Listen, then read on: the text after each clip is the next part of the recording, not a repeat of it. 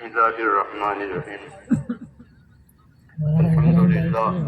الحمد لله نحمده ونستعينه ونستغفره ونؤمن به ونتوكل عليه ونعوذ بالله من شرور أنفسنا ومن سيئات أعمالنا.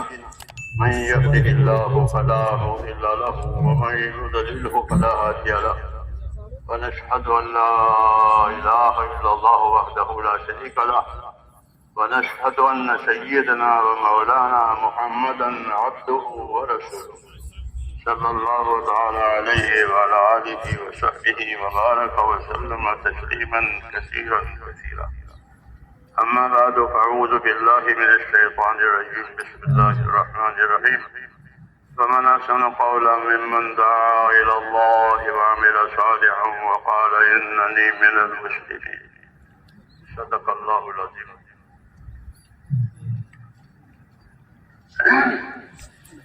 میرے بزرگوں اور پیارے بھائیوں، اللہ تبارک و تعالیٰ نے آپ حضرات پر خاص احسان کیا ہے. ہاں، اور وہ احسان یہ ہے کہ اس نے اپنے کام کے لیے آپ کو آگے بڑھایا ہے. جی ہاں، آگے بڑھایا ہے. آپ کو لوگ پرانوں سے پہچانتے ہیں تو پرانا تو آگے ہی ہوتا ہے، جوان پیچھے ہوتا ہے. تو آپ کو اللہ نے آگے بڑھایا ہے. کام کی پہلے سمجھ دی، وہ سمجھ دے کر اس کے تقاضے پر لگایا. ہاں، اور لگا رکھا ہے، لگا رکھا ہے. اور اللہ تعالیٰ اور بڑھا رہے ہیں. پہلے تھوڑے تھے اب بڑھ گئے اور بڑھ رہے ہیں. تو یہ سب اللہ تعالیٰ کے احسانات ہیں.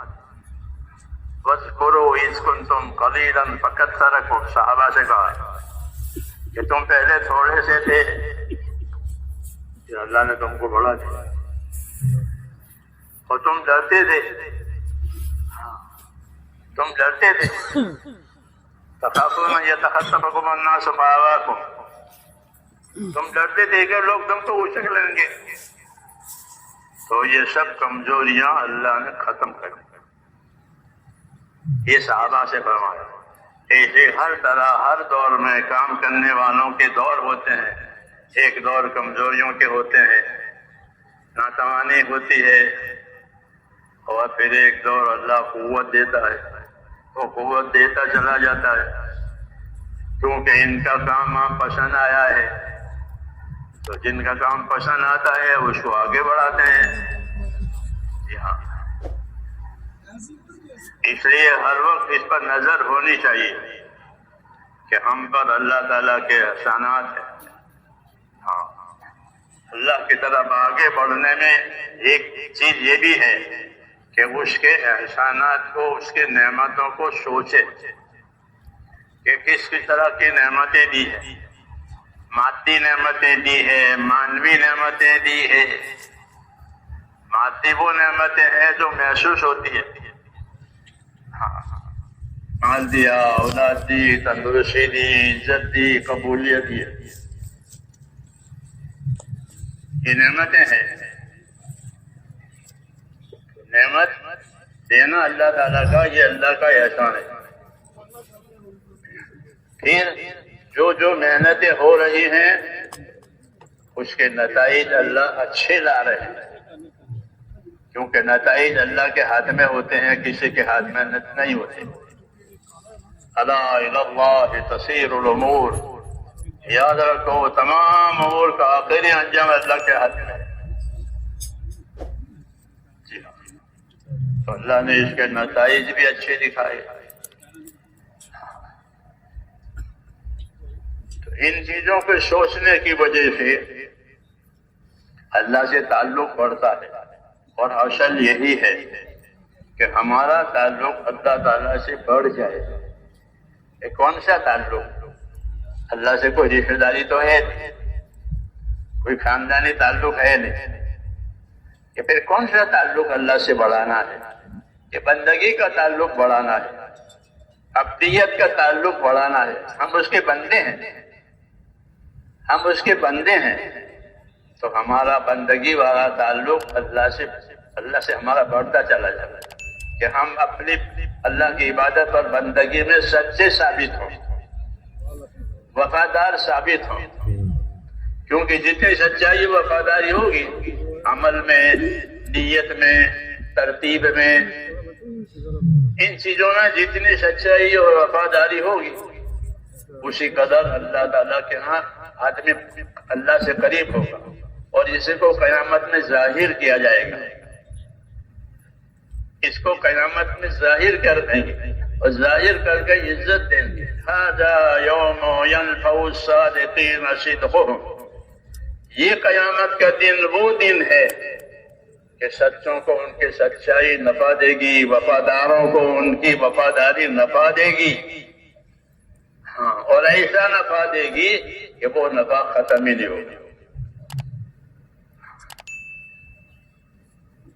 تو اللہ تعالیٰ کو اپنی وفاداری، اپنی سچائی دکھانا یہ ذمہ داری ہے کہ اللہ تعالیٰ کے معاملے میں سچے رہو. سب سے زیادہ سچے اس امت میں مہاجرین ہیں. ہاں، قرآن کریم کی آیت ہے سورہ حشر کی، للفقراء المہاجرین الذین اخرجوا من دیارہم والی آیت. یہ مہاجرین کے بارے میں کہ غنیمت کا مال اور مہاجرین کو بھی دیا جائے گا جو فقراء ہیں، اور یہ وفادار ہیں. اولئک هم الصادقون، ان کی ہجرت ذکر کی اور نے کہا کہ یہ سچے ہیں. مہاجرین کو سچا کہا، اور مہاجرین کو سچا کہہ کر کے ساری دنیا کے مسلمانوں کو یہ کہا کہ سچوں کے ساتھ رہو. یا ایھا الذین آمنوا اتقوا اللہ وکونوا مع الصادقین، اے ایمان والو اللہ سے ڈرو اور سچوں کے ساتھ رہو. کہ سچے کون ہیں؟ کہ سچے اس امت میں مہاجرین ہے، اور مہاجرین کے سردار جناب رسول اللہ صلی اللہ علیہ وسلم. آپ مہاجر ہیں، مدینے سے، مکے سے مدینے کی ہجرت کی ہے آپ نے، تو آپ ہی مہاجرین ہیں. والذی جاء بالصدق وصدق به اولئک هم المتقون، کہ وہ ذات جو سچ لے کر آئی اور وہ ذات جس نے اس سچ کو قبول کیا یہ متقی ہے. تو جو ذات سچ لے کر آئی ہے وہ محمد ہے صلی اللہ علیہ وسلم، اور جس ذات نے ان کے سچ کو قبول کیا ہے سب سے پہلے وہ ابو بکر ہے. یہ تو آیت ایک آ گئی، اس کا مطلب ہے کہ والذی جاء بالصدق وصدق به اولئک هم المتقون، کہ جو ذات سچ لے کر آئی کہ وہ محمد صلی اللہ علیہ وسلم ہے، اور جس ذات نے اس کے سچ کو پہلے قبول کیا کہ وہ ابو بکر ہے. اولئک هم المتقون، کہ یہ متقی لوگ ہیں، یہ اللہ سے ڈرنے والے ہیں. یہ ان کی شان بتائی ہے اور آنے والی امت کو کہ نبی جو چیز لے کر کے آوے اس کو سنے، اس کو سمجھے، اس کو مانے اور اپنے آپ کو اس کے تابع بنائے. اپنے آپ کو اس کے تابع بنائے، ہاں، اسی رنگ میں رنگے، اسی رنگ میں رنگے.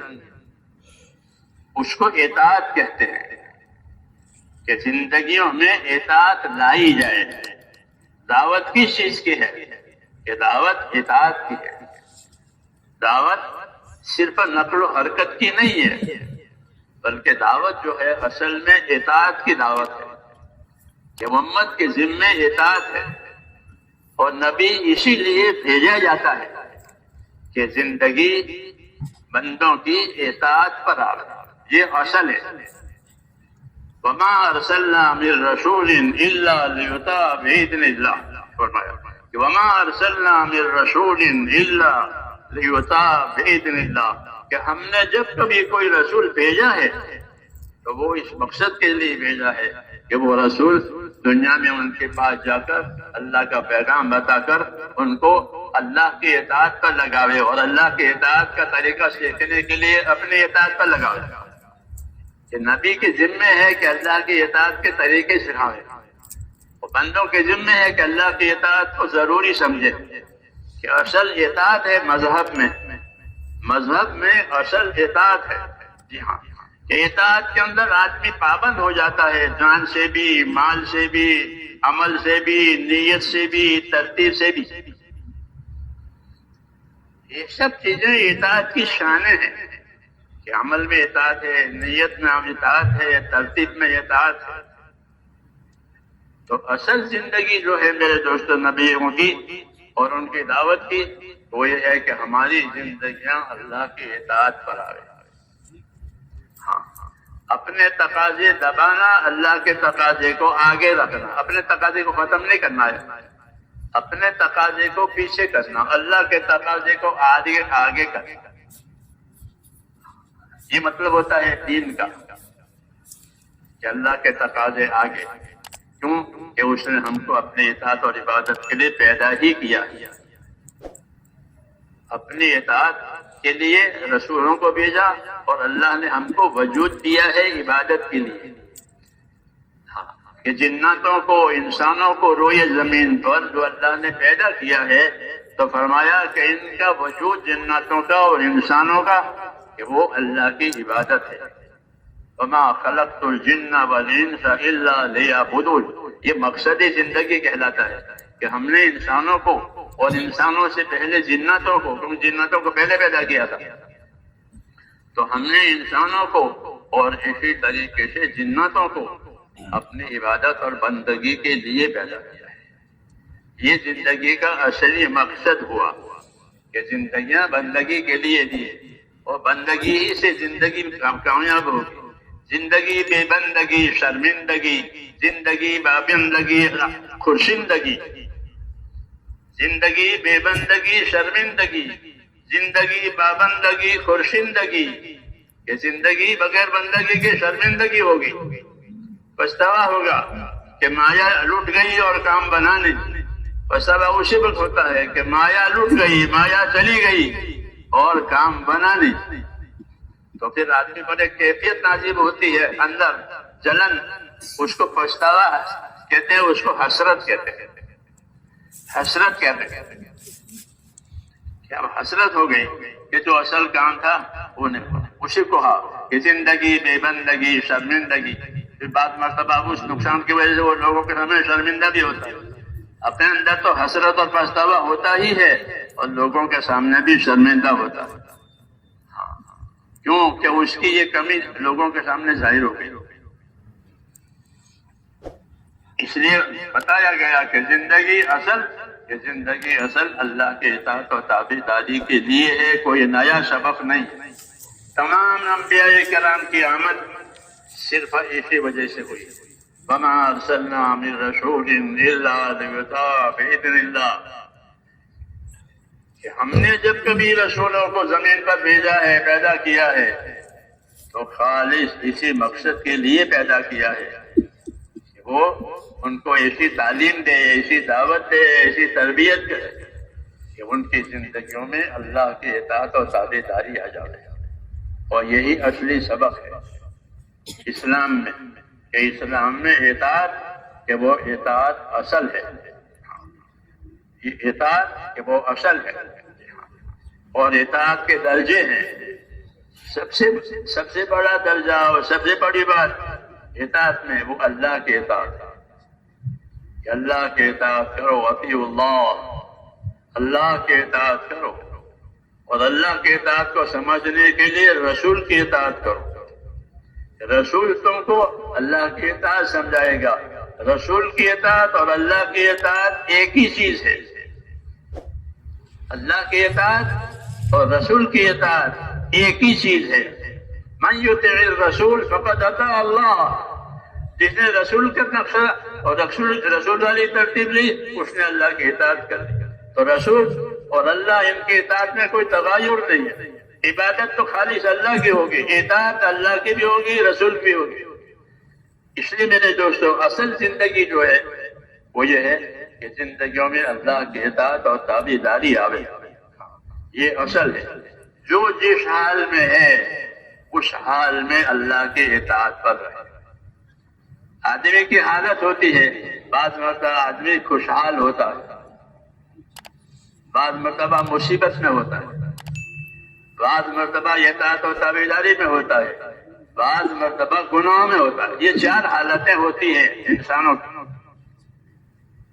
عام طور پر یہی حالتیں ہوتی ہیں کہ آدمی یا تو اللہ کی اطاعت میں ہوگا، اپنے آپ کو سنبھالے ہوگا، یا اللہ کی اطاعت سے نکل کر معصیت اور گناہ میں ہوگا۔ یہ تو اللہ کے حساب سے، اور اپنے حساب سے یا خوشحال ہوگا یا مصیبت میں ہوگا۔ یہ چار حالتیں ہوتی ہیں عام طور پر بندوں کی۔ ان تمام حالتوں میں ایک ہی بات ہے، وہ کیا بات ہے؟ کہ زندگیاں اللہ کے اطاعت پر آ گئی۔ خوشحال ہے تو خوشحالی کے اطاعت، کہ اللہ نے مجھے خوشحال بنایا ہے، مال سے، جان سے، ہر لائن سے مجھے خوشحالی دی ہے، تو خوشحالی کا اظہار کرو، یعنی نعمتیں دی ہے تو نعمتیں کھاؤ، پیو، فائدہ اٹھاؤ، اور جو حکم دیے ہیں اس خوشحالی میں وہ حکم بھی پورے کرو۔ حدیث پاک میں ہے کہ ان اللہ یحب ان یرا علی عبدہ اثر نعمتہ، حدیث پاک میں ہے کہ ان اللہ یحب ان یرا علی عبدہ اثر نعمتہ، کہ اللہ کو یہ بات پسند ہے اور اللہ اس بات سے خوش ہوتے ہیں کہ بندے کو کوئی نعمت دی ہے اللہ نے تو اس نعمت کا اس کے اوپر اثر ہو۔ بات سمجھ میں آ رہی ہے؟ بات سمجھ میں آ رہی ہے نا؟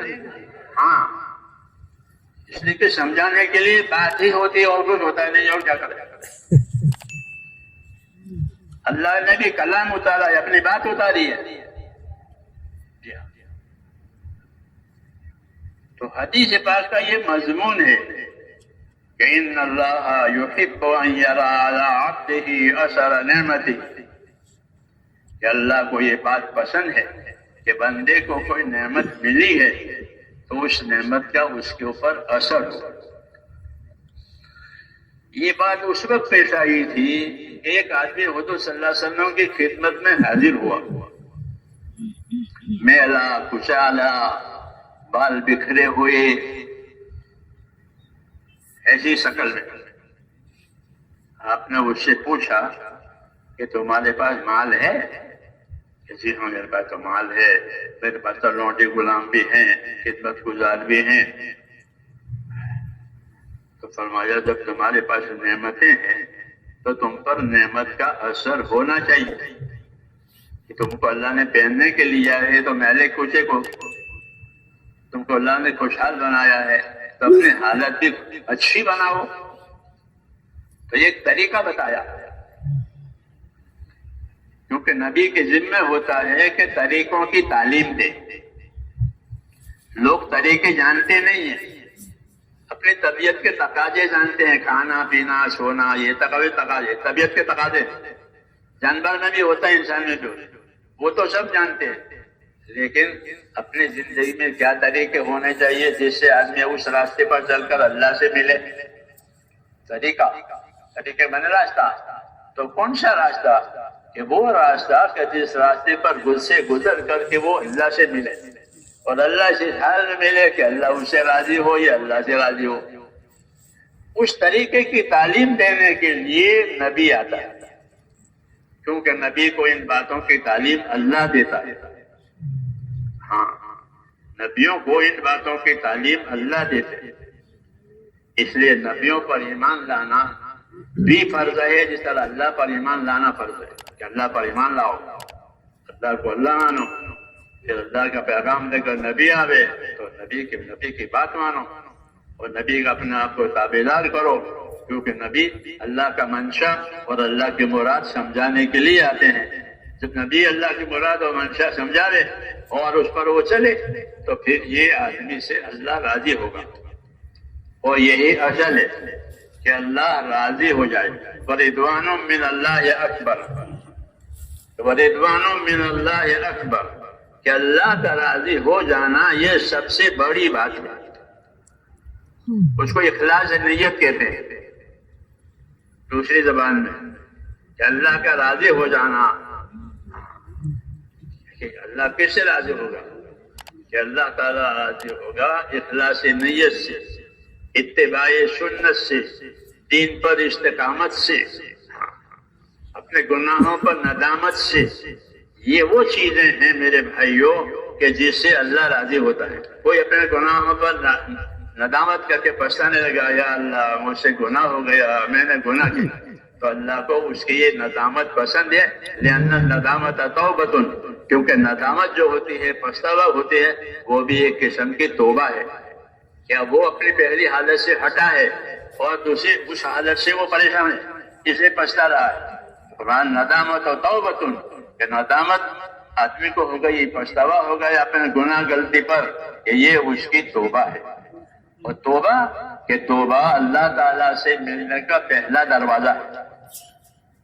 اللہ کو راضی کرنے کا پہلا دروازہ ہی توبہ ہے. التائبون العابدون السائحون الراحون، یہ کہ توبہ کرنے والے، عبادت کرنے والے، سیر سیاحت کرنے والے، یہ اصل لوگ ہیں. تو پہلی اطاعت کا دروازہ کہ زندگیوں میں توبہ آئے، زندگیوں میں توبہ یعنی اللہ کی طرف رجوع ہو جاؤ. اطاعت اس کو کہتے ہیں جو اپنی غلط زندگیوں سے اللہ کی طرف لوٹ کر آئے. نبی جب آتا ہے تو وہ اس سنت کو قائم کرتا ہے کہ لوگوں کی زندگیوں میں توبہ آئے. کافر کفر سے توبہ کرے، کافر کفر سے توبہ کرے، اور عاصی اور گنہگار گناہوں سے توبہ کرے. جی ہاں، اسی طرح اپنی ہر کمی کمزوری سے توبہ کر کے اگلی منزل پر جائے، اگلی منزل پر جائے، اللہ کی طرف آگے بڑھے. یہ ہوتی ہے دعوت کہ اپنی اطاعت میں، اپنی تابعداری میں اللہ کی طرف آگے بڑھو. یوں کہا کہ سابقو، آگے بڑھو.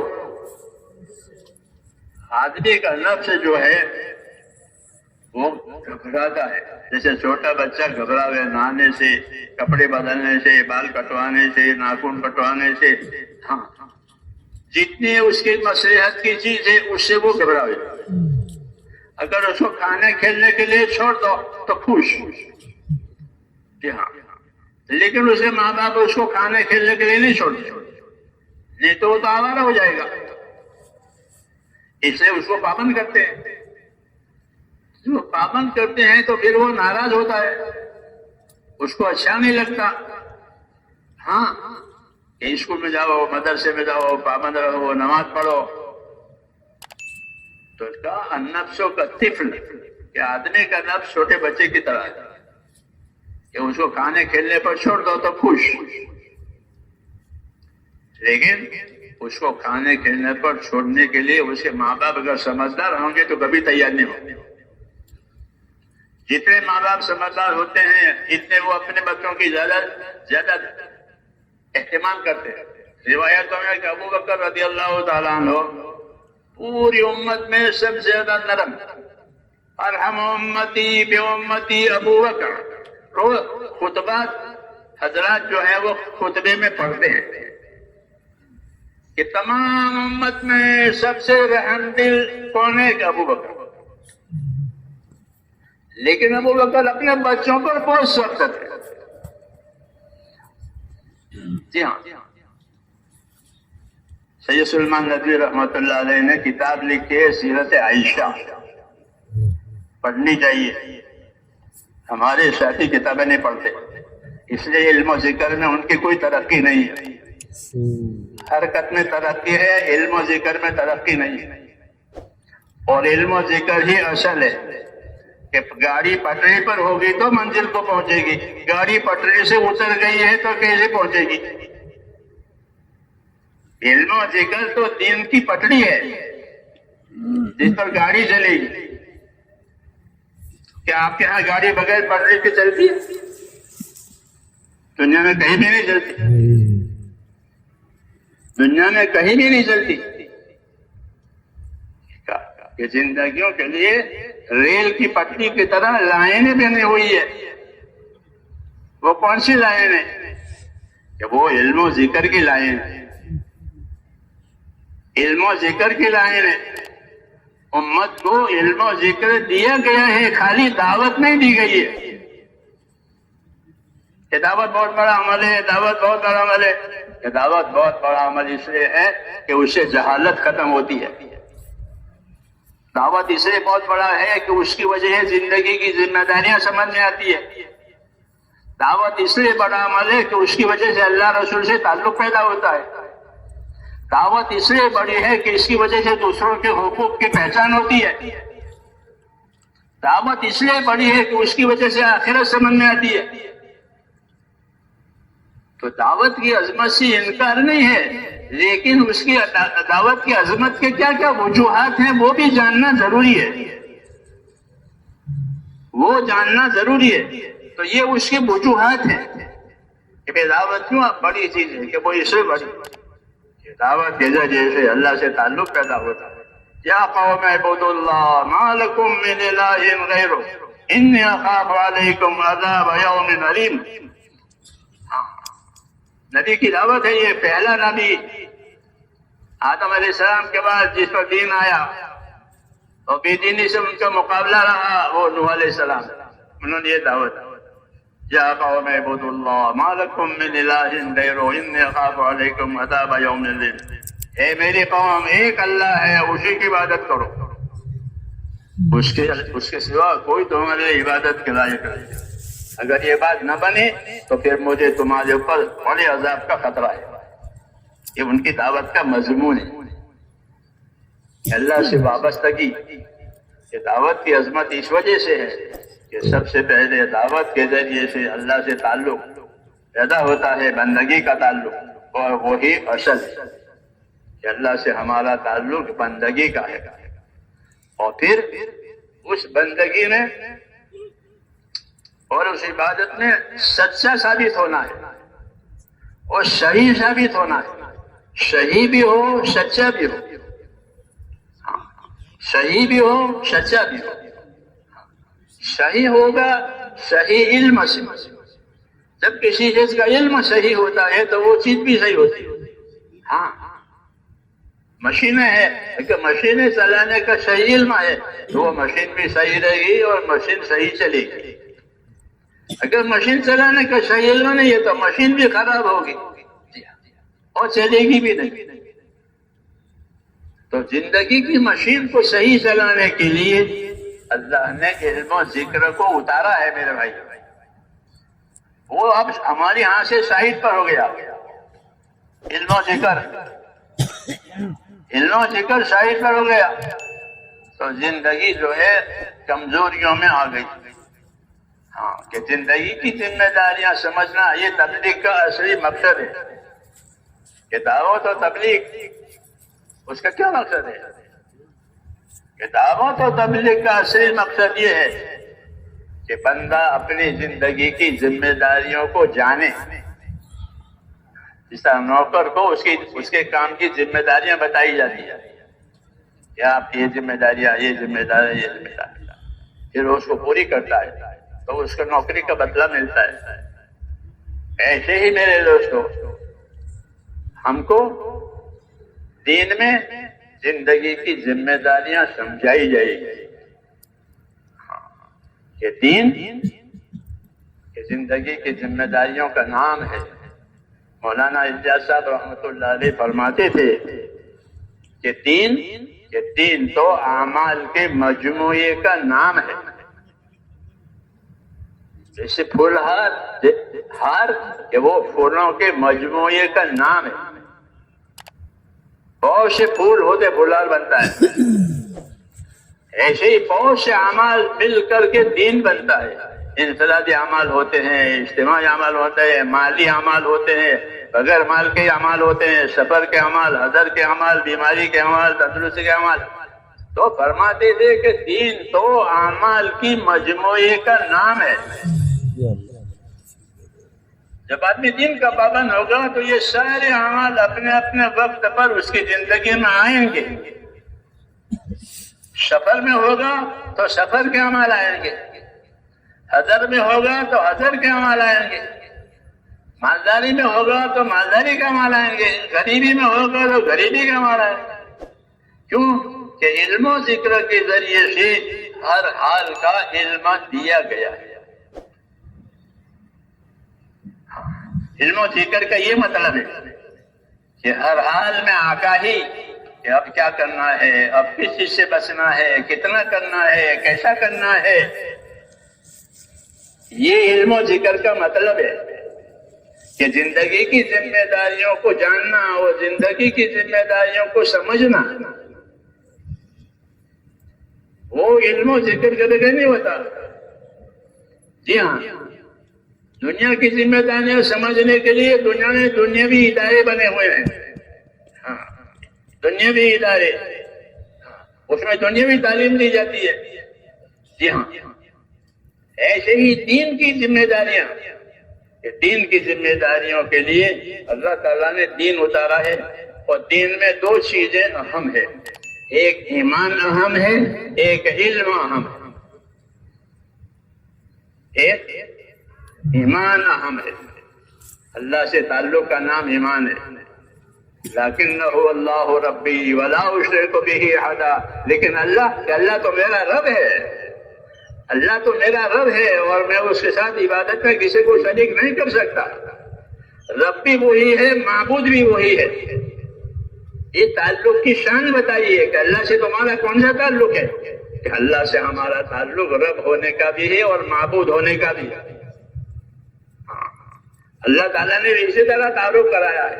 وَالصَّافَّاتِ صَفًّا وَالزَّاجِرَاتِ زَجْرًا فَالتَّالِيَاتِ ذِكْرًا إِنَّ إِلَٰهَكُمْ لَوَاحِدٌ. قسم کھا کر کے کہا کہ تمہارا پروردگار تو ایک ہی ہے، تمہارا معبود تو ایک ہی ہے. ان الہکم لواحد. پھر وہ جس طرح معبود ہے وہ رب السماوات والارض وما بینہما ورب المشارق، کہ وہ رب ہے، پالنے والا ہے. آسمانوں میں جو رہتے ہیں ان کو بھی، زمینوں میں جو رہتے ہیں ان کو بھی، اور ان کے درمیان بھی سب کو پالنے والا. مشرق و مغرب کا وہی رب ہے.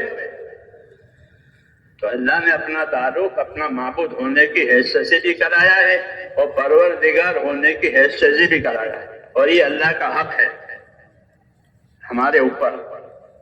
یہ اللہ کا حق ہے ہمارے اوپر کہ اس کو اللہ تعالیٰ کو ہم اپنا معبود جانیں اور اپنے آپ کو ان کے بندے اور غلام. دوسرا احسان کہ وہ ہم کو پالنے والا ہے. اللہ نے پالا ہے، اللہ نے پالا ہے، اللہ نے پرورش کا نظام بنایا ہے. جب ماں کے پیٹ میں تھا تب بھی اور ماں کے پیٹ سے دنیا میں آیا جب بھی اس نے پرورش کا نظام بنایا ہے. انسان نہیں جانتا تھا ماں کے پیٹ میں کیا جانے ہو. وَإِذَنْتُمْ أَجِنَّةٌ فِي بُطُونِ أُمَّهَاتِكُمْ لَا تَعْلَمُونَ شَيْئًا. تم تو ماں کے پیٹ میں بچے تھے، کچھ بھی نہیں جانتے تھے. پھر ہم نے تم کو آنکھوں کی طاقت دی، کانوں کی طاقت دی، سب چیزیں طاقت دی. وَجَعَلَ لَكُمُ السَّمْعَ وَالْأَبْصَارَ وَالْأَفْئِدَةَ. اور سمجھنے کے لیے دل دیا. کیوں کہ وہ رب ہے، پالنے والا ہے. تو پرورش کے ذریعے سے طاقتیں پیدا کی ہے، طاقتیں پیدا کی ہے تاکہ ان طاقتوں کے ذریعے سے وہ اللہ کو پہچانے، زندگی کے مقصد کو پہچانے اور جو جو حقوق اس کے اوپر آتے ہیں دنیا میں وہ حق ادا کرے. یہ ترتیب ہے زندگی کہ اللہ کو جانے کہ وہ معبود ہے، وہ پروردگار بھی ہے اور اس کا حق ہے. معاذ بن جبل سے حضور صلی اللہ علیہ وسلم نے پوچھا کہ یا معاذ تدری ماذا حق اللہ. اے معاذ آپ کو معلوم ہے اللہ کا کیا حق ہے؟ کہ جی مجھے نہیں معلوم ہے، آپ بتائیں.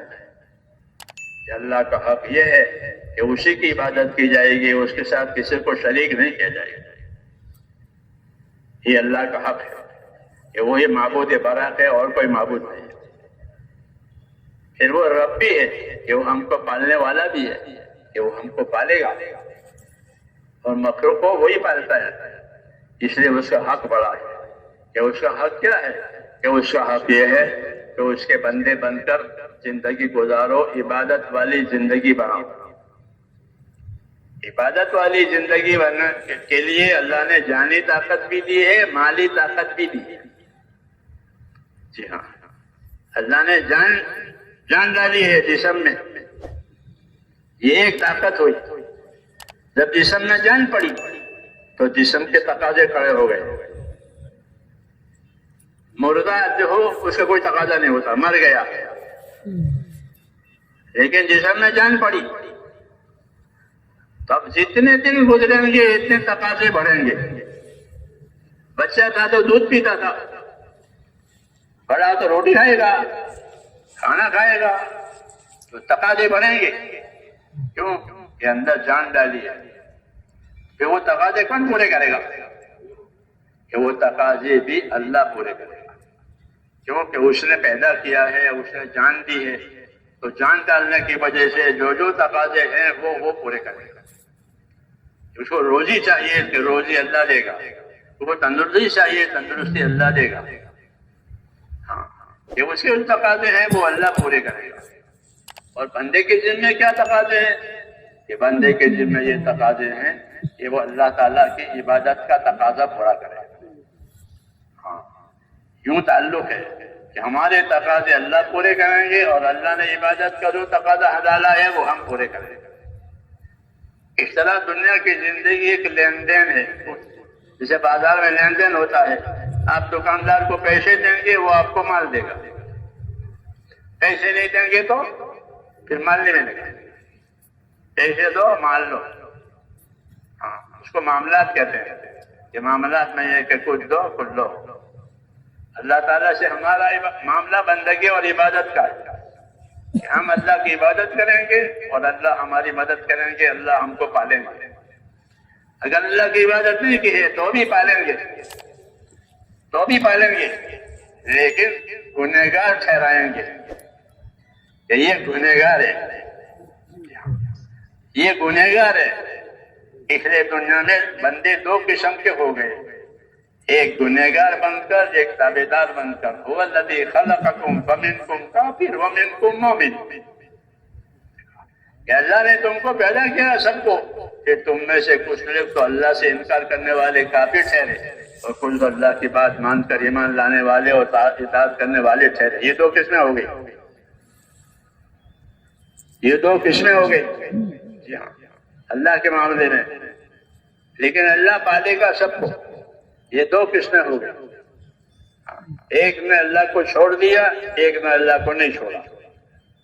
اور اللہ یہ چاہتے ہیں کہ کوئی اللہ سے نہ کٹے، کوئی اللہ سے نہ کٹے، سب کا رشتہ اللہ سے رہے۔ سب رشتے کٹ جائیں گے، ایک رشتہ اللہ کا باقی رہے گا۔ کہ کون؟ اور کوئی وہ رشتہ ہوگا کہ جس میں اللہ راضی ہو، وہ تعلق۔ بننا تو تعلق کا سب کا اللہ سے ہے، لیکن وہ تعلق اللہ سے پیدا کرنا ہے کہ جس میں اللہ راضی رہے۔ اس لیے اس رضا والے تعلق کو سمجھانے کے لیے دنیا میں نبی آئے کہ وہ نبی سمجھائیں گے کہ اللہ سے اپنا تعلق کیسا کرو گے تاکہ اللہ تم سے راضی رہے۔ اور اللہ راضی ہو گیا کہ یہ تو سب سے بڑی کامیابی ہے۔ رضوان من اللہ اکبر، کہ اللہ کا راضی ہو جانا یہ تو سب سے بڑی بات ہے۔ عیسیٰ علیہ السلام سے کسی نے پوچھا کہ سب سے زیادہ ڈرنے کی کون سی بات ہے، سب سے زیادہ خطرے کی بات کون سی ہے؟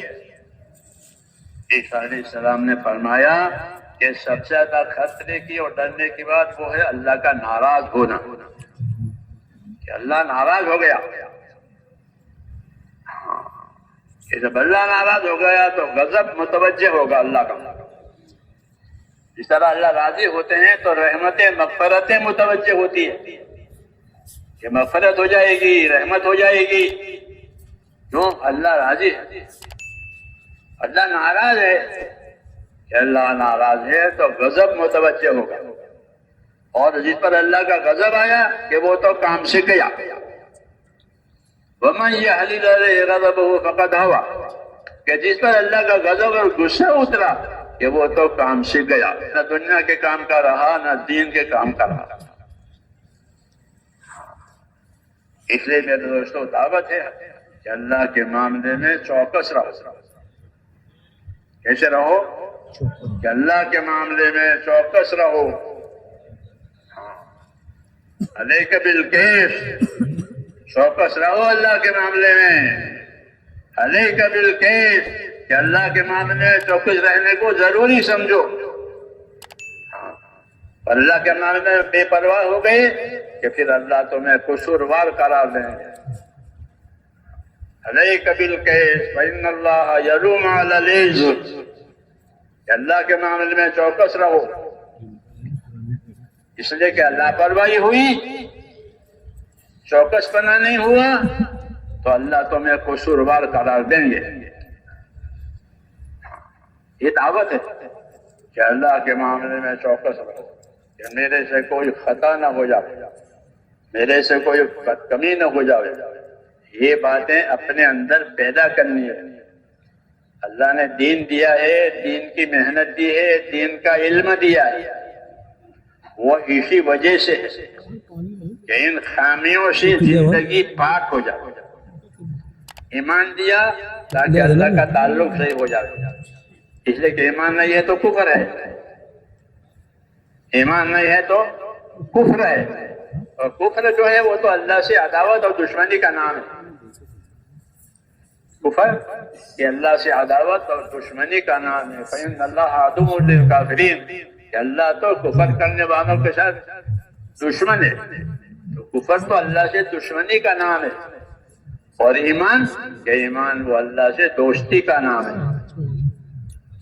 اللہ سے تعلق کا نام ہے۔ اس لیے ہم کو ایمان کی دعوت دی ہے کہ اللہ پر ایمان لاؤ۔ اللہ جس طرح اپنے شان صفات کے ساتھ ہے، اس شان صفات کے ساتھ اس کو مانو، اور صرف ماننا نہیں ہے بلکہ اندر سے ماننے کے ساتھ پھر اوپر سے تابعدار بنو۔ ایمان اندر، اسلام اوپر، ایمان اندر، اسلام اوپر، کہ اسلام سر سے پاؤں تک، اس لیے کہا کہ اندر سے بھی اوپر سے بھی اللہ کی طرف توجہ رکھو۔ وَأَنِيبُوا إِلَىٰ رَبِّكُمْ وَأَسْلِمُوا لَهُ، دل سے اللہ کی طرف متوجہ رہو کہ میرا اللہ ہے، میرا اللہ ہے، میرے گناہ ثواب کا وہ جاننے والا ہے، حساب کتاب اس کے پاس ہے، حیات بھی اس کے پاس ہے، موت بھی اس کے پاس ہے، اس لیے اس کی طرف متوجہ رہو، اندر سے ڈرتے رہو، اور اوپر سے تابعداری بھی کرو۔ وَأَسْلِمُوا لَهُ، اور اوپر سے اس کے تابعدار بنو، ہاتھ سے، پاؤں سے، چیز سے تابعداری۔ اسلام کا ظہور اوپر سے ہوتا ہے، یہ مسلمان ہے، جی ہاں، تو اسلام کا ظہور اوپر سے ہوتا ہے، اور ایمان اخلاص کا ظہور اندر ہوتا ہے، اور یہ دونوں چیزیں اپنی جگہ ضروری ہے، کہ اوپر سے بھی صحیح ہو، اندر سے بھی صحیح۔ اندر سے صحیح ہونے کا مطلب یہ ہے کہ جو بھی کام کرے اس میں اللہ کی نسبت ہو، غیر کی نسبت نہ ہو۔ جو بھی کام کرے اللہ کے نسبت سے کرے۔ اللہ کی نسبت کا مطلب یہ ہے کہ اللہ کے حکم کے مطابق کرے، اور اللہ کو راضی کرنے کے لیے کرے، اس کے حکم کے مطابق بھی ہو اور نیت میں رضا بھی ہو، تو کوئی طریقہ بھی صحیح اور عمل بھی صحیح۔ حکم کے مطابق کرنا اس کا معنی ہے طریقے سے کرنا، اور اس کو راضی کرنے کے لیے کرنا یعنی اخلاص سے کرنا۔ یہ دونوں باتیں بندگی کی شان ہے، کہ بندوں میں یہ دونوں باتیں ضروری ہے کہ اللہ کے حکم کے مطابق کرے اور اللہ کو راضی کرنے کے لیے کرے۔ اخلص دینک یکفیک العمل القلیل، اپنے دین میں اخلاص پیدا کر کہ تھوڑا عمل بھی کافی ہو جائے گا۔ اپنے دین میں اخلاص پیدا کر، اپنے عمل میں اخلاص پیدا کر کہ تھوڑا عمل بھی کافی ہو جائے گا۔ عمل تھوڑا ہے لیکن کیا ہے ایک اللہ کے لیے، اور کوئی غرض نہیں۔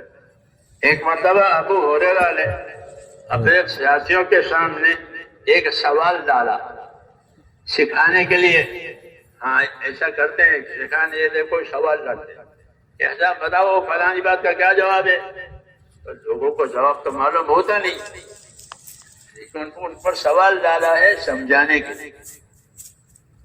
تو ابو ہریرہ نے لوگوں پر سوال ڈالا. ایک سوال سنو، ایک آدمی ہے کہ اس نے ایک نماز بھی نہیں پڑھی اور جنت میں چلا گیا.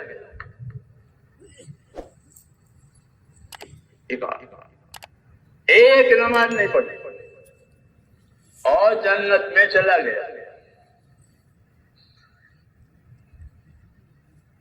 کیا ایسا ہو سکتا ہے؟ لوگ کیا جانے بیچارے، وہ تو ان کو سمجھانے کے لیے انہوں نے سوال ڈالا کہ مجھے ایسا بتاؤ کہ ایک آدمی ہے کہ ایک نماز بھی نہیں پڑھی اور جنت میں چلا گیا. تو لوگوں نے کہا ہم کو تو معلوم نہیں ہے کیا مہمہ ہے، ہم کو نہیں معلوم ہے کیا مہمہ ہے، ایک نماز بھی نہ پڑھے اور جنت میں جائے. تو ابو ہریرہ تعلیم دینا چاہتے تھے تو انہوں نے نام بتایا کہ وہ ایک نماز بھی نہ پڑھے اور جنت میں جاوے، وہ عشیرم ہے. قبیلہ یہ بنو عبد الاشہر. مدینے میں تو قبیلے تھے، ایک اوس اور ایک خزرج. قبیلہ اوس کی ایک شاخ ہے بنو عبد الاشہر. اس شاخ کا ایک بندہ اس کی طرف اشارہ کیا کہ وہ ایک نماز بھی نہیں پڑھی اور جنت میں گیا. تو وہ کیسے ہو گیا؟ تو انہوں نے کہا کہ بنو عبد الاشہر کے خاندان کا ایک جوان عشیرم، وہ صبح میں اٹھا، مسلمان نہیں تھا، دیکھا کہ بھائی چچا جان بھائی وغیرہ کوئی ہے نہیں، سب لوگ کہاں چلے گئے؟ لوگوں نے بتایا وہ تو اللہ کے نبی کے ساتھ احد کے میدان میں ہے، احد کا میدان جاری ہے، تو وہ تو سب تمہارے بھائی وہاں چلے گئے اللہ کے نبی کے ساتھ. ایسا پھر مجھے بھی جانا چاہیے، مجھے بھی جانا چاہیے. تو خود ہی تیار ہو گیا، خود ہی ایمان لایا، خود ہی وہاں گیا، وہاں جا کے شہید ہو گیا. اس نے ایک نماز بھی نہیں پڑھی. کیوں کہ نمازوں کے وقت میں تو مسلمان ہی نہیں تھا، کیا پڑھتا وہ تو صبح اٹھا تو غیر تھا. اب دیکھا بھائی حضور کے ساتھ احد کے میدان میں، پھر جہاں میرے بھائی ہیں میں بھی جاؤں گا. وہ ایمان لایا اور احد کے میدان میں گیا، وہاں شہید ہو گیا. کہ یہ وہ آدمی ہے کہ اس نے ایک نماز بھی نہیں پڑھی اور جنت میں چلا گیا.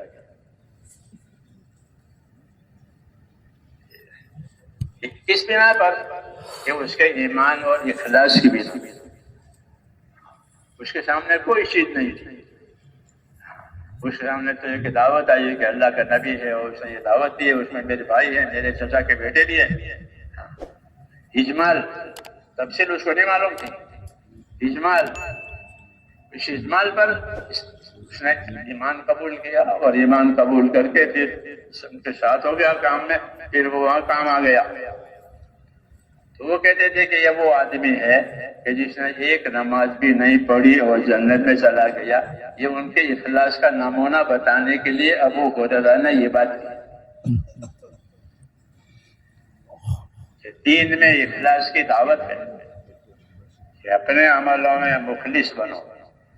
ہاں آدمی مخلص ہوگا کہ اللہ کے لیے کرنا ہے، اللہ کے لیے کرتے رہنا ہے. کوئی مانے کوئی نہ مانے، کوئی تعریف کرے کوئی برائی کرے، کچھ بھی کرے، مجھے تو اللہ کے لیے کام کرنا ہے. نفع بھی ہوگا، نقصان بھی ہوگا، تکلیف بھی ہوگی، راحت بھی ہوگی. دنیا حالات کا گھر ہے، دنیا حالات کا گھر ہے. آدمی کو اللہ حالات سے گزارتے ہیں. جی ہاں، اسے پیدا کرنے میں حالات سے گزارتے ہیں. نطفہ تھا، گوشت کا لوتھڑا تھا، اور بھی پورا بچہ بنایا اور بچہ بنا کر اللہ تعالیٰ باہر لائے. ایسے ہی دنیا میں حالات بھی آئیں گے، زندگی کی ذمہ داریوں میں حالات آئیں گے. تو زندگی کی ذمہ داریوں میں حالات سے بھی گزریں گے، جو پیدائش میں حالات سے گزرے ہیں کہ زندگی کی ذمہ داریوں میں حالات سے گزریں گے. اور حالات سے گزرنے کا مطلب میرے دوستو یہ ہوتا ہے کہ ہر حال میں اللہ کے حکم کو دیکھا جائے گا اور ہر حال میں اللہ کے نبی کے راستے کو اور طریقے کو دیکھا جائے گا. یہ ذمہ داری ہے، اس کو استقامت کہتے ہیں، اس کو دین میں استقامت کہتے ہیں کہ دین ہم سے کیا چاہتا ہے. ہم مسلمان ہیں کہ الحمدللہ مسلمان ہونا تو بڑی نعمت ہے، لیکن اسلام میں تقاضا استقامت کا ہوتا ہے کہ اپنے دین پر قائم رہو. قائم رہنے کی وجہ ایک یہ بھی ہے کہ دنیا میں مختلف حالات آتے ہیں، کبھی مالداری آئی، کبھی غریبی آئی، کبھی بناؤ ہوا، کبھی بگاڑ ہوا، کبھی بیماری آئی، تندرستی آئی. تو دنیا حالات کا گھر ہے.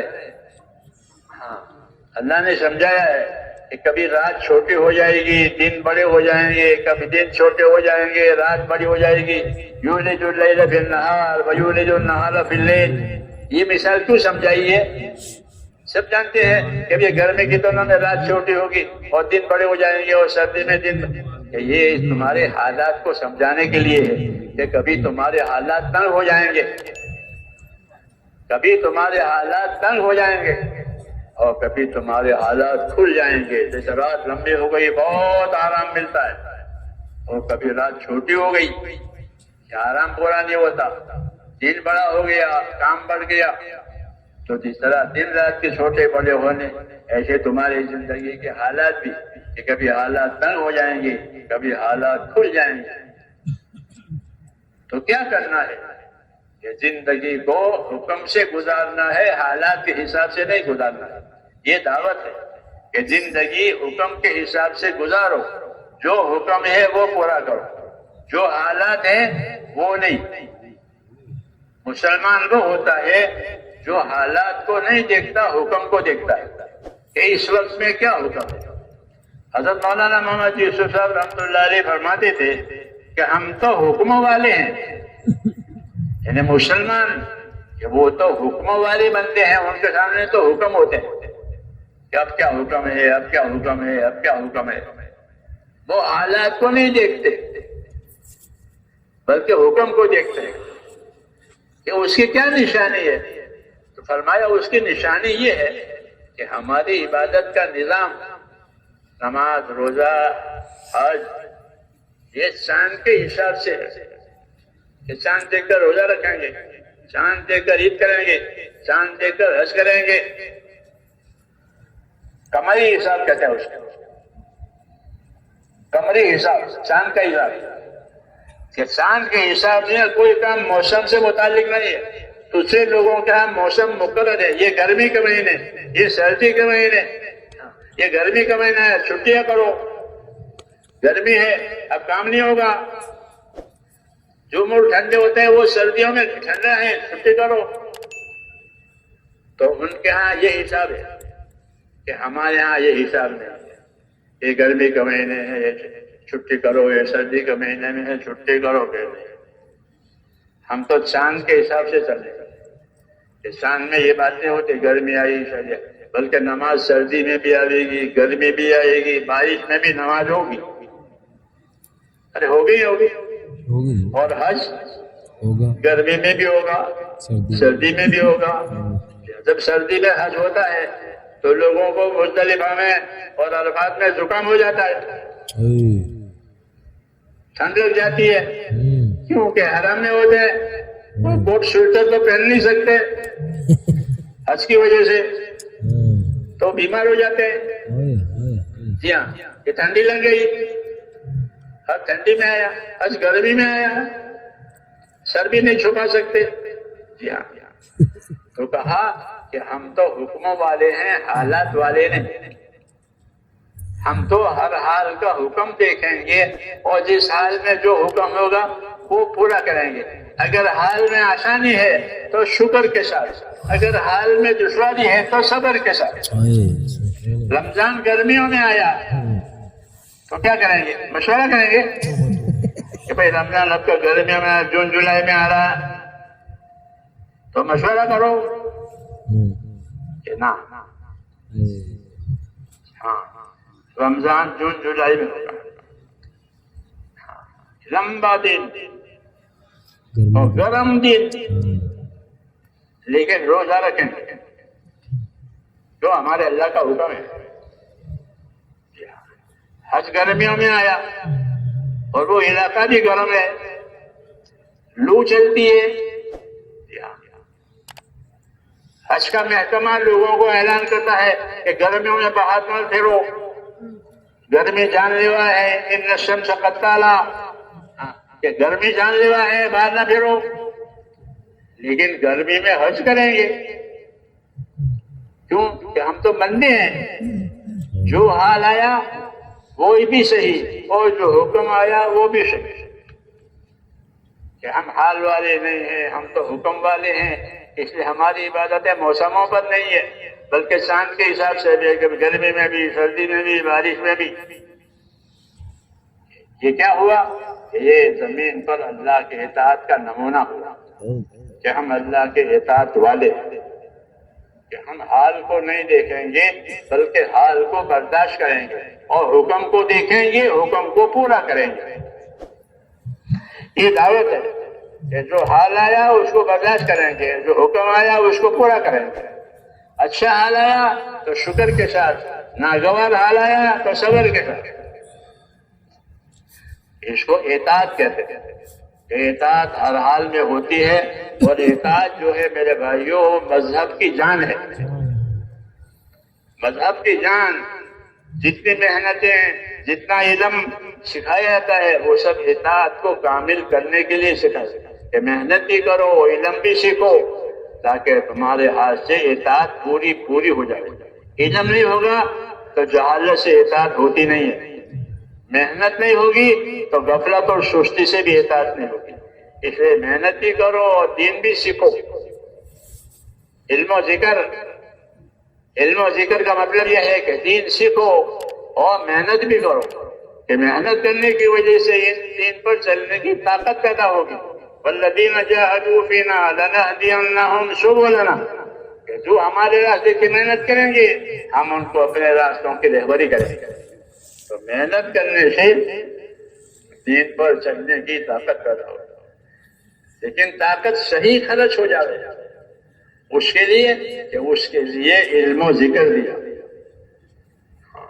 کہ طاقت کو کہاں خرچ کرنا ہے، کتنا خرچ کرنا ہے، کیسا خرچ کرنا ہے، کہ اس کے لیے علم و ذکر دیا۔ زندگی کی ذمہ داریوں کو سمجھنے کے لیے اور پورا کرنے کے لیے علم و ذکر ہے۔ اگر علم و ذکر نہیں ہے تو زندگی کی ذمہ داری نہیں سمجھے گا، دین رواجوں میں آ جائے گا۔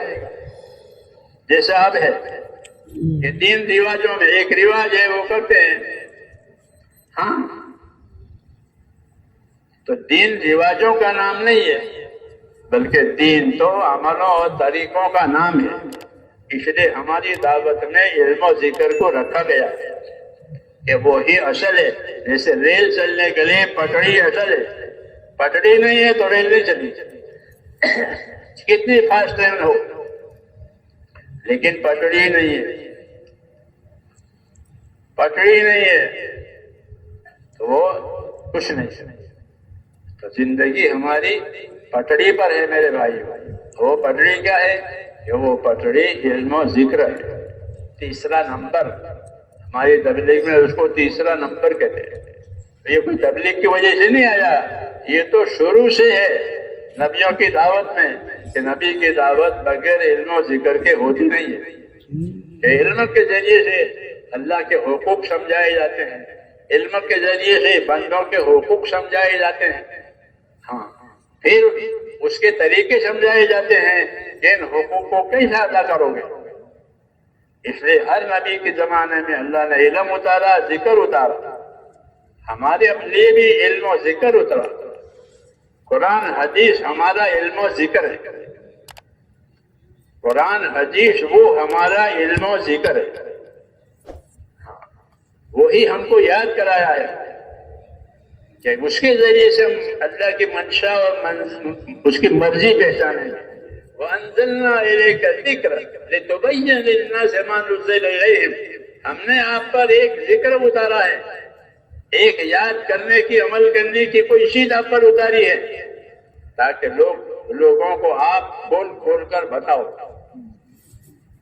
تو اللہ نے وہ ذکر اور قرآن حدیث یعنی دین وہ نبی پر اتارا ہے، اور نبی نے اس کو کھول کھول کر کے ہم کو سمجھایا ہے، نبی نے اس کے طریقے بتائے، اصل چیز اللہ نے اتاری، پھر اس کے استعمال میں لانا اور عمل میں لانے کے طریقے وہ نبی نے بتائے۔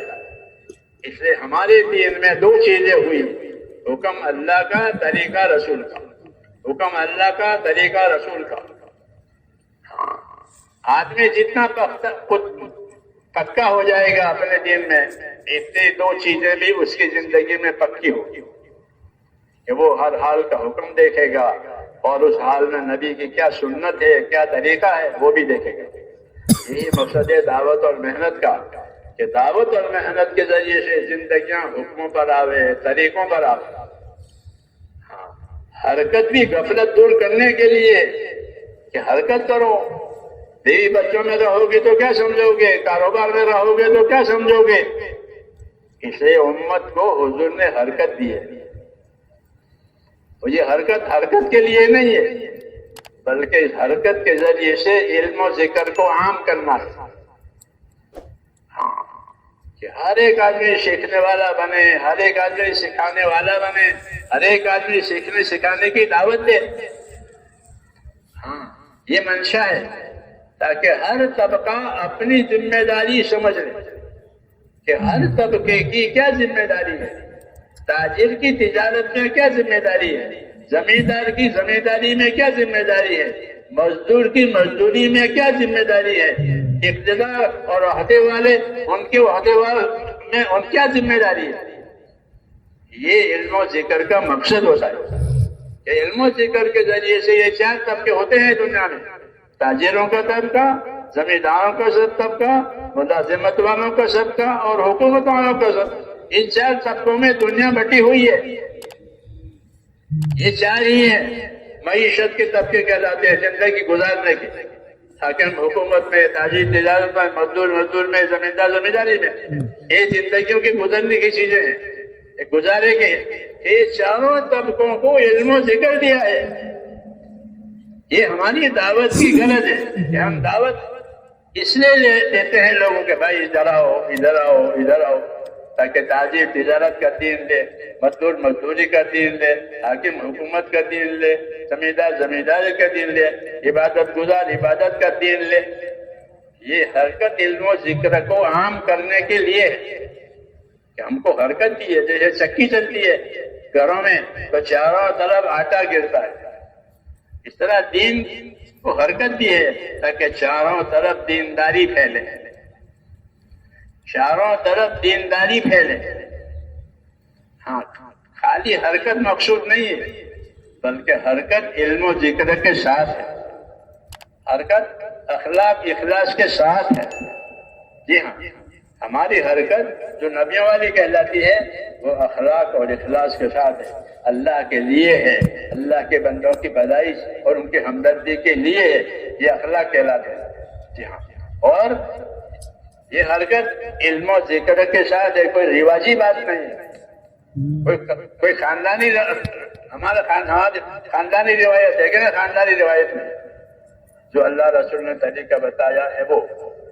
تو اس محنت کے ذریعے سے زندگیاں علم و ذکر پر لانا یہ اصل مقصود ہے۔ زندگی علم و ذکر پر آوے کہ جہالت میں سے نکل جاوے، ذکر پر آوے کہ غفلت میں سے نکل جاوے، کیونکہ ذاکر غافل نہیں ہوتا اور عالم جاہل نہیں ہوتا۔ تو دعوت کے ذریعے سے علم و ذکر کو عام کرنے کا مقصد تھا تاکہ ایک ایک آدمی اپنی زندگی کی ذمہ داریوں کو جانے اور جان کر کے اس کا پابند بنے، غافل نہ بنے۔ یہ دعوت کی ترتیب ہے تاکہ ہر طبقے کو یہ خیر ملے۔ جس طرح بارش برستی ہے زمین پر تو سب کی روزی کا انتظام ہو جاتا ہے، آسمان سے اناج نہیں آتا، آسمان سے پھل نہیں آتے، آسمان سے پانی آتا ہے بس، اور پانی آیا کہ سب کی روزی کا سامان ہو گیا، پانی بند ہو گیا کہ سب کی روزی خطرے میں پڑ گئی۔ ہاں بارش نے بچا کہ تجارت کوٹ میں آنی ہے، تجارت نہیں چلے گی۔ ایک ہی چیز ہے پانی، کہ پانی کے ذریعے سے ساری تمام لوگوں کی حیات کا سامان بنا دیا۔ وَجَعَلْنَا مِنَ الْمَاءِ كُلَّ شَيْءٍ حَيٍّ، کہ ہم نے پانی سے ہر چیز کو حیات دی۔ اللہ کہتے ہیں تاجروں کی تجارت بارش کی وجہ سے، حاکموں کی حکامت بارش کی وجہ سے، سب کی حیات وجہ کہ پانی پیتے، پر ایک پانی برستا ہے آسمان سے تو سب کی حیات کا سامان ہو جاتا ہے۔ یہ مثال ہے۔ تو جناب رسول اللہ صلی اللہ علیہ وسلم فرماتے ہیں کہ مثل ما بعثني الله من العلم والهدى كمثل غيث، مثل ما بعثني الله من العلم والهدى كمثل غيث الى آخر، کہ اللہ نے جو دین دیا ہے علم و ہدایت کے ساتھ، وہ بارش کے پانی کی طرح سے، کہ بارش برس گئی کہ سب کی ضرورت کا سامان ہو گیا، اور بارش بند ہو گئی، قحط ساری ہو گئی کہ سب کے لیے مصیبت ہو گئی۔ تو میری دعوت، میری تعلیم سب کے لیے اتنی ضروری ہے جتنا جینے کے لیے پانی کی ضرورت ہے۔ ہر جاندار کو، زمین کی ہر چیز کو پانی کی ضرورت ہے، ایسے ہر طبقے کو کہ اس دین کی ضرورت ہے۔ یہ دین علم و ذکر کا نام ہے، یہ دین عبادت اور اخلاق کا نام ہے، یہ دین قربانی کا نام ہے، یہ سب چیزیں اس کے اندر ہیں۔ اس لیے دین کا سیکھنا اور دین سیکھ کر کے پھر اپنے آپ کو اس کا پابند بنانا اور دوسروں کو اس کی دعوت دینا، یہ ہماری ذمہ داری ہے۔ صرف نقل و حرکت مقصود نہیں ہے، بلکہ نقل و حرکت تو اس کے آسان بنانے کا ایک طریقہ ہے، کہ نقل و حرکت کے ذریعے سے یہ چیز آسان ہو جاتی۔ جیسا پانی کو اللہ نے جاری کر دیا ہے، پانی پہاڑوں پر برستا ہے تو ندی نہر جاری ہو جاتی ہے، تو جاری ہونے سے پانی دور دور تک جاتا ہے، برستا ہے پہاڑوں پر۔ وَهُوَ الَّذِي مَدَّ الْأَرْضَ وَجَعَلَ فِيهَا رَوَاسِيَ وَأَنْهَارًا، کہ اللہ نے زمین کو پھیلایا اور اس کے اوپر پہاڑ بنائے، پھر بارش برسائی، اور بارش پہاڑوں پر برسی تو دور دور تک پانی کے نہریں ندیاں جاری ہو گئی، زمین پر پہاڑ اور پہاڑ پر پانی برسایا، اوپر سے پانی نیچے کی طرف جاتا ہے۔ تو گزارے کا سامان، ہدایت کا سامان اوپر سے آیا ہے پانی کی طرح سے، نبیوں پر نازل ہوا اور نبیوں نے اس کو دنیا میں پھیلایا۔ تو زندگی کے کامیابیوں کا سہارا ہے دین، اور جس طرح زندگی کی گزارے کا سہارا ہے پانی، تو حضور صلی اللہ علیہ وسلم فرماتے ہیں کہ مثل ما بعثني الله من العلم والهدى كمثل غيث، جو علم و ہدایت دے کر پروردگار نے مجھ کو بھیجا ہے وہ اتنا ہی ضروری ہے جس طرح زندگی کو پانی کی ضرورت ہے۔ اس لیے ہر ایک کو اپنا دیندار ہونا ہر ایک کے لیے ضروری ہے، کہ وہ اپنا دین سیکھے، اپنا دین سیکھے، اس پر عمل کرے اور دوسروں کو سیکھنے کی دعوت دے، اور جو سیکھنے کے لیے دعوت قبول کر کے آئے اس کو سکھاوے۔ یہ زندگی کا اصلی کام ہے، اور یہ کام اخلاص اور اخلاق کے ساتھ ہوگا، اخلاص کے ساتھ، اخلاق کے ساتھ۔ اخلاص کا مطلب یہ ہے کہ اس کے پیچھے کوئی غرض نہیں ہے، بلکہ اپنی ذمہ داری اللہ کو راضی کرنے کے لیے پوری کرنے کی۔ اس لیے کہا کہ اپنے دین میں اخلاص پیدا کرو، تھوڑا عمل بھی کافی ہو جائے گا۔ تو اخلاص پیدا کرنا ہے، آخرت کو سامنے رکھ کر کے کام کرنا ہے، کہ جو بھی کام کرے اپنے آخرت بنانے کے لیے کرے۔ وَلْتَنْظُرْ نَفْسٌ مَا قَدَّمَتْ لِغَدٍ، ہر آدمی سوچا کرے کہ میں نے آنے والی آخرت کے لیے، آنے والی کل کے لیے کیا کیا۔ طریقہ بتایا کہ اپنی آخرت کو سامنے رکھ کر کام کرو، کہ یہ کام مجھے میری آخرت میں کام دے گا۔ صحابہ فرماتے تھے کہ انما ہممنا الآخرہ، کہ ہمارے عزائم اور ارادے آخرت بنانے کے ہیں، اور یہی صحیح ہے کہ آدمی اللہ کا کام کرے، دین کا کام کرے، اور مقصد کہ اللہ کو راضی کرنا ہے تاکہ اللہ آخرت بنائے، کیونکہ اللہ راضی ہوگا تو اللہ آخرت بنائے گا، اللہ ناراض ہوگا تو آخرت بگاڑ دے گا۔ ہاں اللہ ناراض ہے کہ آخرت بگڑ جائے گی، پھر آخرت میں سے واپس نہیں آنا ہے، اور اللہ راضی ہے کہ آخرت بن جائے گی۔ اس لیے میرے دوستو دین کے کاموں کو ایک تو استقامت کے ساتھ کرنا ہے، پابندی کے ساتھ کرنا ہے۔ ہاں پابندی کے ساتھ کہ جو کام کرو شروع کرو اس کو آخر تک۔ حضرت علی فرماتے تھے کہ میں نے تسبیح فاطمہ حضور صلی اللہ علیہ وسلم سے سنی، سبحان اللہ 33 مرتبہ، الحمدللہ 33 اللہ کو 34 مرتبہ، کہ جب سے سنی تب سے کبھی چھوٹی نہیں۔ یہ مثال اس کی پابندی کی۔ آپ سب جانتے ہیں کہ یہ تسبیح پڑھنا فرض ہے، سبحان اللہ الحمدللہ یہ فرض ہے کہ ہم سب جانتے ہیں فرض ہے۔ تو حضرت علی نہیں جانتے تھے کہ فرض نہیں ہے؟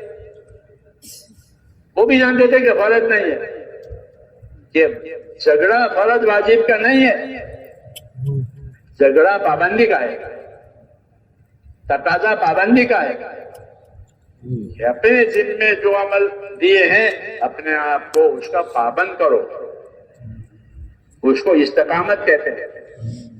تو ہم مسلمانوں پر دو ذمہ داری ہے، ایک اپنے دین کے کاموں کا اپنے آپ کو پابند کرنا، اس کے معنی ہے استقامت، کہ استقامت کے ساتھ رہو۔ استقامت کا حکم نبی کو بھی ہے، استقامت کا حکم امت کو بھی ہے۔ نبی کو بھی حکم ہے کہ جو وحی آپ پر آوے آپ اس کے پابند رہیں۔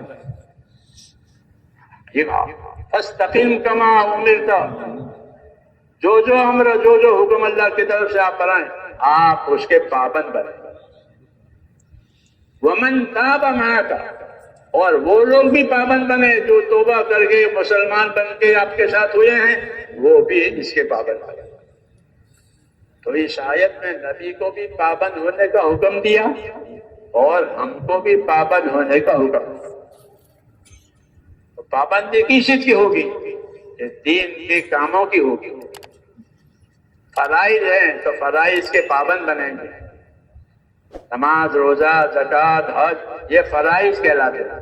حلال کھانا، حلال کمانا، یہ زندگی کے فرائض، یہ زندگی کے فرائض کے پابند۔ ہاں کہ جب تک اللہ کے فرائض ادا نہیں ہوں گے بندہ خدا سے قریب نہیں ہونے کا۔ اللہ سے قریب ہونے کے لیے سب سے پہلے اس کے فرائض ہیں، یہ فرائض کے پابند بنو۔ یہ کوئی نماز ہماری ذمہ باقی نہیں ہے۔ تبلیغ میں پھریں اور پچھلی نمازیں اس کے اوپر باقی ہے، ابھی تو مر جائے گا تو باقی نمازیں لے کے جائے گا کہ نہیں، ہمارے ذمہ کوئی نماز باقی نہیں ہے، جو باقی تھی وہ پڑھ لی۔ جو جاہلیت کے زمانے میں نمازیں فوت ہوئی تھی وہ ہو گئی، اب کوئی نماز باقی نہیں ہے۔ ہمارا ہر ساتھی صاحب ترتیب ہے، ہمارا ہر ساتھی کیسا ہے؟ صاحب ترتیب۔ ہم کو صاحب ترتیب ہونا چاہیے۔ ہم لوگوں کو مسجد میں آنے کی دعوت دیتے ہیں، صاحب ترتیب اس کو کہتے ہیں کہ اس پر کوئی نماز باقی نہیں ہے، جو تھی وہ پڑھ لی، اب اللہ زندگی دیں گے تو اگلی پڑھیں گے۔ تو ہمارا ہر ساتھی کہ صاحب ترتیب بنے کہ ہمارے پر کوئی نماز نہیں ہے، سب پڑھ لی۔ حافظوا علی الصلوات، نماز کے بارے میں خبردار رہو، حافظوا علی الصلوات، نمازوں کے بارے میں خبردار رہو کہ کوئی نماز ہمارے ذمہ نہیں ہے۔ اللہ زندگی دیں گے تو ابھی عشاء آئے گی وہ عشاء پڑھیں گے، اللہ زندگی دیں گے فجر آئے گی فجر پڑھیں گے، پچھلی کوئی نماز باقی نہیں ہے، اسی طرح کوئی فرض باقی نہیں ہے، سب فرض ادا کر چکے ہیں۔ ہاں ایسی زندگی بنانی ہے تاکہ یہ نقل و حرکت رواج نہ بنے بلکہ دین بنے۔ دین میں ایمان کے بعد پہلے فرائض کا درجہ ہے۔ آپ فضائل کی کتاب کھولو گے نا، فضائل تو کیا ملے گا؟ سب سے پہلی حدیث بنی الاسلام علی خمس، اسلام کی بنیاد 5 چیزوں پر۔ پہلی حدیث فضائل اعمال کی ہے، کھول کے دیکھنا۔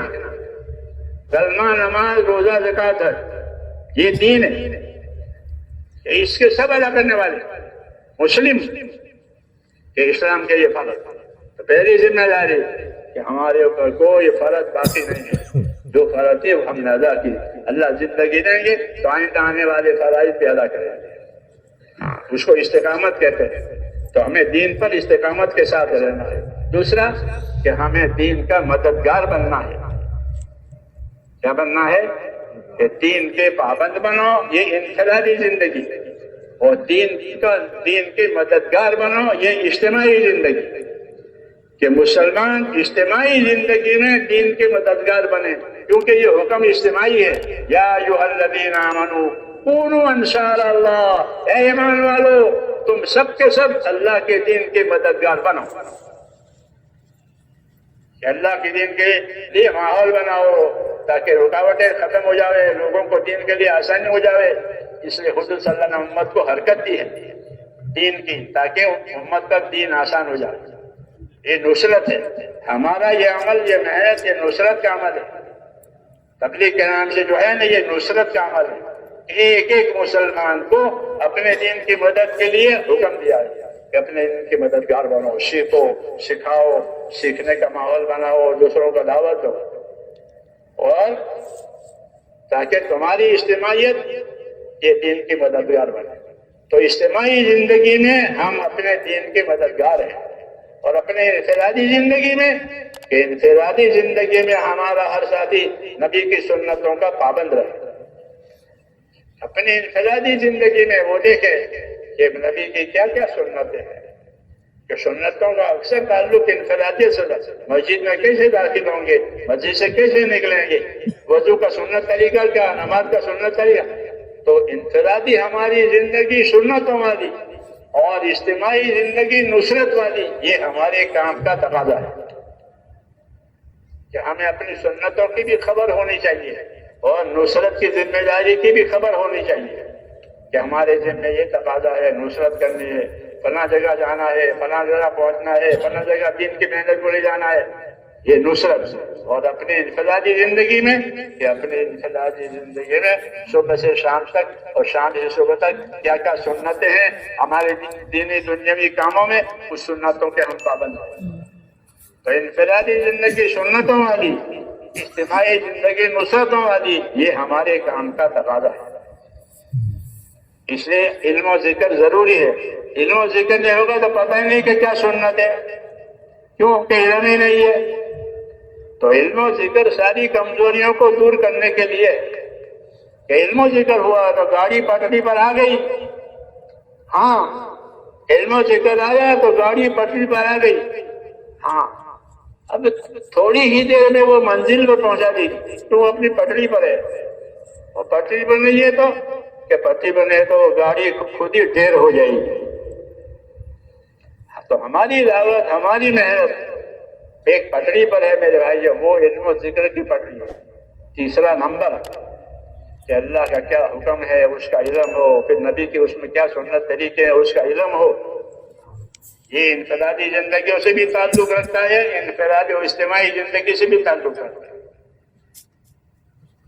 اس محنت کے لیے سے ان چیزوں کو حرکت دی ہے کہ سنتیں لوگوں کی زندگیوں میں عام طور سے آ جاوے، فرائض لوگوں کی زندگیوں میں عام طور سے آوے، ان کی حرکتوں کی وجہ سے۔